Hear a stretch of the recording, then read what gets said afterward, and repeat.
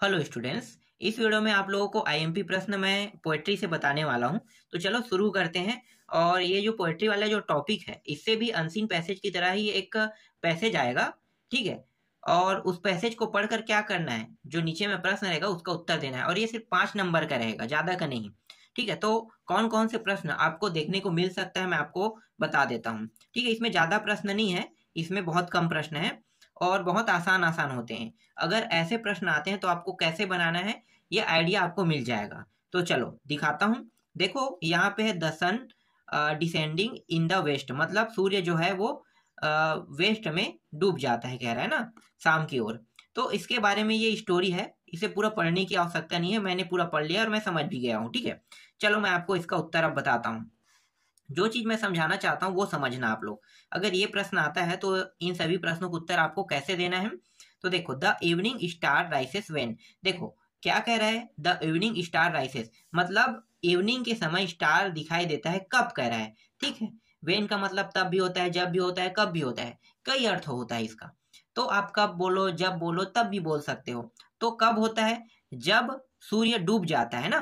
तो यहाँ पे देखो, यहाँ पे the sun descend in the west, जब सूर्य जो है शाम के समय डूब जाता है तभी हमें क्या दिखाई देता है, जो स्टार है ना, जो तारा है वो दिखाई देने लगता है। क्या सूर्य के रहते रहते आपको दिखाई देगा? नहीं देता है ना, ये आपको पता है। दिन में देखना तारा आपको दिखाई नहीं देगा, लेकिन रात में दिखाई देता है। इसीलिए उत्तर रहेगा the sun descends in the west रहेगा उत्तर में।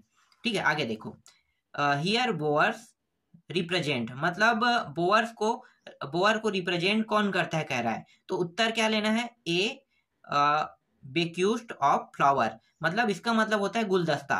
ठीक है। फ्लावर का गुलदस्ता जो है ना, वो इसे रिप्रेजेंट करता है। क्योंकि इस पूरे टॉपिक में अगर पढ़ोगे देखो तो ये फ्लावर को रिप्रेजेंट करे, यहाँ भी फ्लावर है। ठीक है। तो फ्लावर को संबोधित करते हुए बता रहा है यहाँ पे कि सब फ्लावर जो है क्या हो रहा है, रात के समय खिलने लगता है, लाइक ए फ्लावर, फ्लावर को बहुत अच्छा लगता है ऐसा। अब जो भी अर्थ समझना चाहो समझ सकते हो। ठीक है। तो इसका अर्थ ये हो रहा है लगभग लगभग में।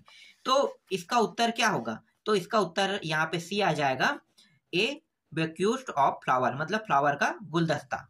ठीक है। सी ऑप्शन को लेना है अगर ये प्रश्न रहेगा तो। इसके बाद है the poet compare moon to. तो पोयम, ये जो पोयम है वो किससे कंपेयर कर रहे हैं, मतलब मून की कंपेयर किससे कर रहे हैं, तो फ्लावर से। देखो यहाँ पे है the moon like a flower कह रहे हैं, इसलिए यहाँ पे कंपेयर किससे करेगा, फ्लावर से। तो ए फ्लावर यहाँ पे उत्तर आ जाएगा। ठीक है। ये जो आपको पोएट्री आपको देखने को मिल रहा है ना, इसके अर्थों को समझ के बनाया जाता है। ये इतना आसान नहीं होता है अनसीन की तरह, ये थोड़ा सा टफ रहता है अनसीन से। इसीलिए इससे कम नंबर के प्रश्न आ रहा है, इसलिए बहुत अच्छी बात है। ज्यादा होता तो बहुत दिक्कत होता है ना। चलो आगे देखते हैं। इसके बाद है answer the flowing question, what does the speaker seek for. उत्तर क्या हो जाएगा, तो ये जो है ना, स्पीकर मतलब वक्ता होता है क्या ना, वक्ता। तो वक्ता क्या करने की बात कर रहा है, तो वक्ता कह रहा है कि मेरे पास, देखो उत्तर में यहाँ पे आप ढूंढोगे तो उत्तर नहीं मिलेगा, कहीं पे भी नहीं। इसकी भावनाओं को, ये जो बोल रहा है ना, इसकी भावनाओं से उत्तर बनाना है हमें। अब ढूंढ के देखो तो ऐसे प्रश्न नहीं बनते हैं, भावनाओं से उत्तर बनाना होता है। तो इस सभी स्टोरी को मैंने पढ़ा है, तो पढ़ने के बाद क्या है, घर की बात कर रहा है। तो इसे हम कैसे लिखेंगे, the speaker seeks for own dwelling. ठीक है। क्योंकि वक्ता कह रहा है कि मेरे पास एक घर होता। ठीक है। तो इस तरह से होम नहीं कहे, यहाँ पे ड्रेवलिंग शब्द का उपयोग कर दिया है। ठीक है। आगे देखो, who smiles on the rights, तो मतलब मुस्कुरा कौन रहा है, तो ये जो है ना मून लेना है, यहाँ पे है, यहाँ पे देखो, यहाँ पे मून आ जाएगा ना। तो यहाँ पे आप इसे ढूंढोगे तो ऐसे नहीं मिलेगा, तो आपको सिर्फ एक शब्द में या तो मून ले सकते हो या पूरा लिखोगे तो इस तरह से लिखोगे, the moon smiles on the nights. ठीक है। रात के समय जो चंद्रमा है वो क्या है, मुस्कुराते रहता है। ठीक। आगे देखो, where is the sun descending, तो सन किस दिशा में डूब रहा है, तो आपको वेस्ट लेना है। तो यहाँ पे लिखना है the sun descending in the west. देखो जब तक कि आपको थोड़ा बहुत हिंदी नहीं आएगा तब तक के ये प्रश्न मतलब आप लोग इतनी आसानी से नहीं बना सकते। तो थोड़ा सा जैसे मैं आपको अर्थ बता रहा हूँ और यही प्रश्न आ गया है बाई चांस, तो गारंटी आपसे बन जाएगा। ठीक है। लेकिन प्रश्न थोड़ा सा चेंज कर दिया तो चेंज करने पर दिक्कत होगा। इसलिए ये उम्मीद करो कि जो मैं बता रहा हूँ वही प्रश्न यहाँ से फंसे, क्योंकि अनसीन पैसेज और पोएट्री से जो प्रश्न आते हैं ना, वो ना तो गाइड में रहता है, ना आपके गुरुजी बताएगा वो आएगा, ठीक है, क्योंकि वो बोर्ड बनाएगा, तो बोर्ड जो है अपने हिसाब से जो भी पैसे दे सके वो पैसे जो देगा। इसलिए थोड़ा सा सतर्क रहना ऐसे प्रश्नों के लिए कि ऐसे प्रश्नों को कैसे बनाना है। जितना अच्छे से इसे जानोगे उतना अच्छा इसके बारे में आप लिख सकते हो। तो अपने गुरुजी से भी इसके बारे में चर्चा कर लेना कि इन प्रश्नों को कैसे बनाया जाता है। फिलहाल मैं आपको तो समझा रहा हूँ, पर वो लोग भी समझाएंगे तो थोड़ा सा और अच्छे से समझ में आए। देखो, सबसे अच्छा किसी को तब समझाया जा सकता है जब हम एक जगह हो, ठीक है। मैं आपको जैसे पढ़ा रहा हूं तो आपके मन में जीरो इंटरेस्ट नहीं रहेगा, मतलब इंटरेस्ट जीरो है तो आप पढ़ोगे नहीं, डायरेक्ट वीडियो को स्किप कर दोगे, ऐसा ही होता है, स्किप कर दो। लेकिन शिक्षक क्या है, पढ़ाते हैं, तो शिक्षक पढ़ा रहे हैं तो आप उसको स्किप नहीं कर सकते। दूसरा चीज ये है कि स्किप नहीं कर सकते और उनके पास प्रश्न भी पूछ सकते हैं, मेरे पास प्रश्न आप नहीं पूछ सकते। तो कई कारण होते हैं। मैं अभी भी हमेशा कहता हूं कि सबसे अच्छा जो होता है ना, वो होता है जहाँ पे क्लास चल रहा है वहीं पे ना पढ़ाना सबसे बेस्ट होता है। सब लोग कहते हैं ना ऑफलाइन पढ़ेंगे, ऑनलाइन पढ़ेंगे, ऑनलाइन, तो ऑनलाइन से बेस्ट होता है ऑफलाइन क्लासेस। वहां पे अपना जो डाउट है उसे क्लियर कर सकते हो, प्रश्न कर सकते हो, बहुत सी चीज तुरंत आपको उत्तर मिल जाएगा, ठीक है। तो ये इसीलिए ज्यादा बेटर होता है कि ऑफलाइन क्लासेस अटेंड ज्यादा करो ऑनलाइन के मुकाबले। चलो आगे देखते हैं।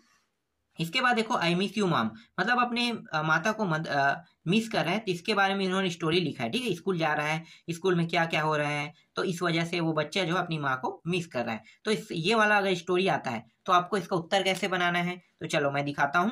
देखो, who is the speaker of the poem, तो ये जो पोयम का जो स्पीकर है, ठीक है, वो क्या कहना चाहता है, किसके बारे में कहना चाहता है, तो यहाँ पे बच्चे के बारे में है, क्योंकि बच्चा जो है अपनी माम को क्या कर रहा है, मिस कर रहा है। वो आदमी नहीं है, ना ही औरत है, कौन है, बच्चा है। बच्चा ने कहा है आई मिस यू मॉम, ठीक है। इसमें देख लो स्कूल सब चीज लिखा है, ठीक है। तो वो अपनी सारी बातें बता रही है अपनी मम्मी को। चलो आगे देखते हैं, दूसरा क्या है, यहाँ पे है what would be the title of the poem, poem का टाइटल क्या रख सकते हैं, my father, my grand mother, my mother, मैंने अभी क्या बताया, मॉम कहा था ना, तो माई मदर रखेंगे इसका टाइटल, ठीक है। वेयर इज द चाइल्ड, तो वेयर इज द चाइल्ड, तो उत्तर क्या आ जाएगा, तो यहाँ पे आपको उत्तर लेना है इन द स्कूल। यहाँ पे स्कूल के बारे में जिक्र किया, इसलिए स्कूल को लेना है। जो बच्चे हैं ना वो कहाँ है, स्कूल में है, तो वो लिख रहा है अपनी मम्मी को लेटर, ठीक है। मार्केट से नहीं लिख रहा है, घर से नहीं लिख रहा है, लिख कहाँ है, स्कूल से, इसलिए इन द होम आएगा, इन द स्कूल आएगा। इसके बाद है who is the child missing, ठीक है। तो चाइल्ड मिसिंग के बारे में बताना है, तो यहाँ पे क्या होगा, मतलब घबरा जाती है मम्मी ना, उस तरह से है, तो the child is missing his mother, ठीक है, इस तरह से कह रहा है। इसके बाद what come to the child mind, तो उत्तर क्या रहेगा, the fun memories of his mother's love and care come to the child mind, ये इसका उत्तर रहेगा, ठीक है। आगे देखते हैं। इसके बाद यहाँ पे अगला है गिव अपोजिट, मतलब विलोम शब्द बताना है, तो गो का क्या हो जाएगा, कम हो जाएगा, आउटसाइड का इनसाइड हो जाएगा, ठीक है। तो ये इंपॉर्टेंट था। इसके बाद तीसरा को मैं आपको नेक्स्ट वीडियो में बताऊंगा।